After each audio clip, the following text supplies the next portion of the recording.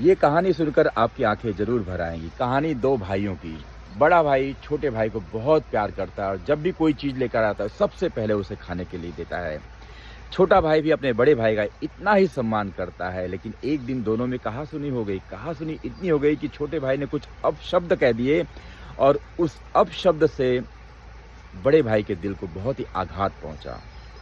उसके बाद से दोनों में बातचीत बंद हो गई, बोलचाल बंद हो गई। इसको करते करते 20 साल गुजर गए, लेकिन दोनों में कोई बातचीत नहीं। छोटे भाई के घर में बेटी की शादी पड़ी तो उसने सोचा कि बड़े भाई को अगर न बुलाऊं तो शादी शादी क्या, मन में फिर भी तो रहता है ना, भाई है कि नहीं।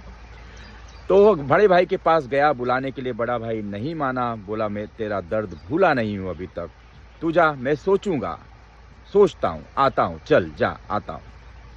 शादी के दिन नजदीक आ गए, सारे रिश्तेदार घर आ गए। कल शादी होने ही वाली थी। सारे रिश्तेदार आपस में खुशफुसाहट करने लगे कि बड़े भैया कहाँ हैं तुम्हारे, वो क्यों नहीं आए।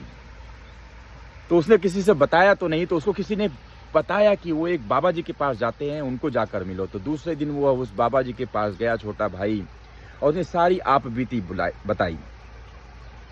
तीसरे दिन संडे इतवार को जब बड़ा भाई बाबा जी के पास पहुंचा सत्संग के लिए, तो उसने कहा कि तेरा छोटा भाई आया था, ऐसी ऐसी बातें कह रहा था, क्यों रखता है सब मन में, छोड़ दे सारी बातें। फिर दूसरे दिन हफ्ते बाद आया वो बड़ा भाई गुरुजी के पास सत्संग में। तो गुरुजी ने पूछा कि मैंने तुझे पिछले हफ्ते क्या कहा था, याद है। बड़ा भाई बोला नहीं गुरुजी, कुछ याद नहीं आ रहा है। अच्छा, उसके 10 दिन पहले क्या कहा था, कुछ याद है। तो बड़ा भाई बोलता है कुछ ठीक ठीक याद नहीं आ रहा है। तो बाबा जी कहते हैं कि तुझे 20 साल पुरानी कड़वी बातें याद है, लेकिन मैंने 10 दिन पहले अच्छी अच्छी बातें क्या कही वह याद नहीं है, तो इसलिए तू सत्संग में आना बंद कर दे।